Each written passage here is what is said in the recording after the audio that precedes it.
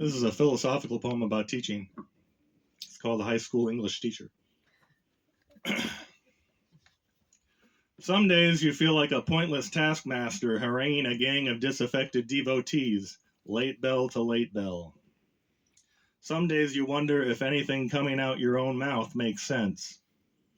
Some days you don't want to be here at all. You're eyeing the clock as the minutes float by. The students slump out of the room. Tick, tick.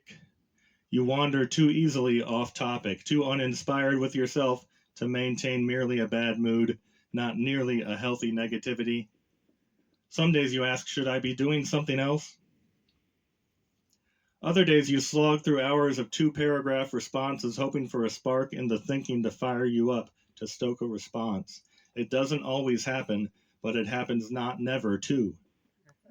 One day you got an email from a former student praising you, the best teacher he ever had, including college, too. You're happy that he thinks the challenge your course presented sent him crawling up a hill of language to another level of skill. There's nothing much to say back about this. Thank him. What else can you do? When you drank a lot, you might have seen a former student at the bar who insisted on buying you a beer.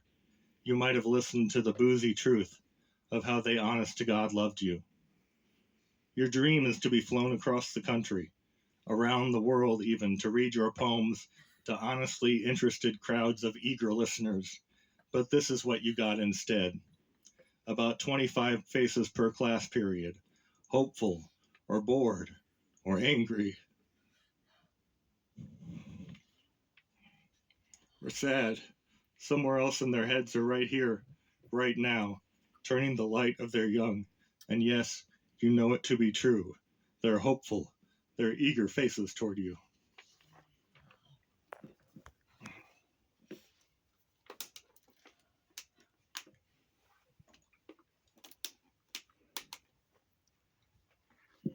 I'm on a weeping streak, so I'm trying to break my weeping streak.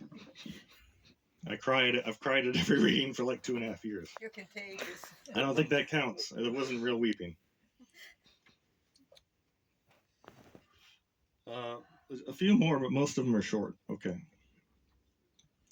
This is called Early Retirement. I don't know where this came from. I found it in my files and I just liked it. It's an older poem. This is from when I was still drinking. I don't drink anymore, but this is when I was still drinking. I spent 2 whole nights not drinking any beer.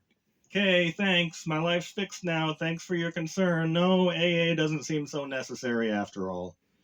I got this, as they say, figured out, like I'm living in a rock and roll song. Still, I'd like to take early retirement, regardful. Please structure my time heavily so I won't be tempted to drink. Lots of shuffleboard, some of that yoga bullshit. Frequent meatloaf, nothing fried. Exclamations and congratulations from my private nurse for bowel movements of substance. Yes, please. Please kill my sex drive off completely. If we're going to do this, we're going to do it the way God intended.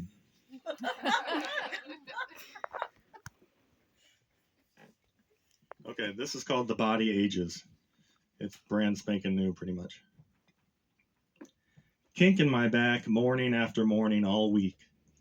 Left shoulder blade, right shoulder blade, between the shoulder blades, right wing, left wing, chicken wing, like the dead god said. This body breaks down. Here's a gimpy knee to prove it. Mark has a lesion in his eye. He's 20 years my senior.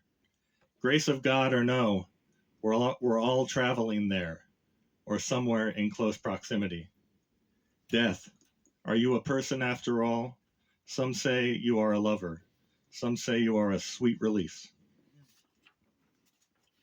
Okay. 2 left.